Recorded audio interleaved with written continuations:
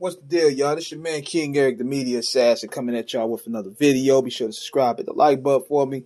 So I was sitting back watching Matt Hoffa's podcast.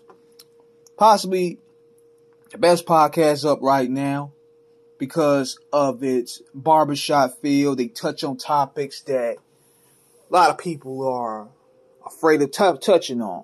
It has that whole New York feel, that whole energy, all that. But Hoffa posted a clip today of Tech and Steel, big shout out to them, on the show. And they get to the part where they're talking about Tupac and Biggie. Now, when we had reviewed Tech last year, we didn't really get too deep with the Tupac and Biggie thing because you could tell that deeply affected him because he had a relationship with both of these guys. We just told good stories about their encounters with both of these men, and we kept it pushing. But with this situation here, the guy on the show, Bigga, he was expressing his disgust at the time that New York City had because he took the line that Tupac said, "My 4-4 make all y'all kids don't grow," as Tupac was talking about New York.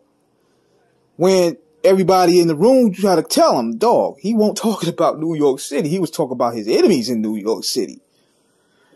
But in typical arrogant, not trying to listen fashion, Bigga kept on doubling down.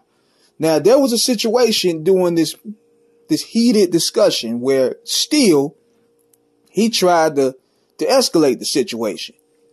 And he tried to explain his stance on how people may feel, how they felt. He explained how it was like a war zone at that time, ride with Pac, but he said he met Pac's people, he been around his family, they did work together. It was nothing like that. But this is where it gets heated. You notice when Steel gets up and reaches out and embraced Bigga. Bigga start talking that shit. Yo, man, I'm from New York, man. We don't give a fuck about your celebrity or none of that. I'm a New York nigga. And that aggressive tone, I think that's what set Tech off. Because, we don't stand on that. We New York City. And Steel was just looking at him and he was just holding him off. And it still seemed as though he was still doubling down on that. So that's what Tech was like, fuck all that. You ain't going to talk to my brother like that. He's trying to be the bigger man of this situation. We go to a new topic. You still stuck on this thing that you clearly still didn't present well. Even Hoffa tried to tell him, they're like, dude, you cannot get out there and put things without proper context. And you got to quote things correctly, and especially when you're in a media platform. So now you're going to have Tupac's people heated.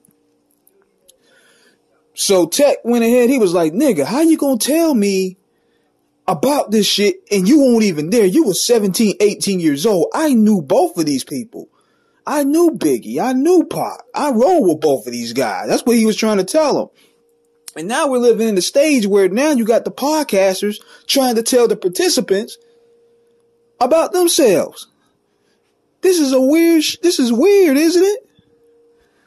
Tech kept on saying, yo, I was there, dude. How you gonna tell me about a situation that happened and you weren't even in the box, nigga? You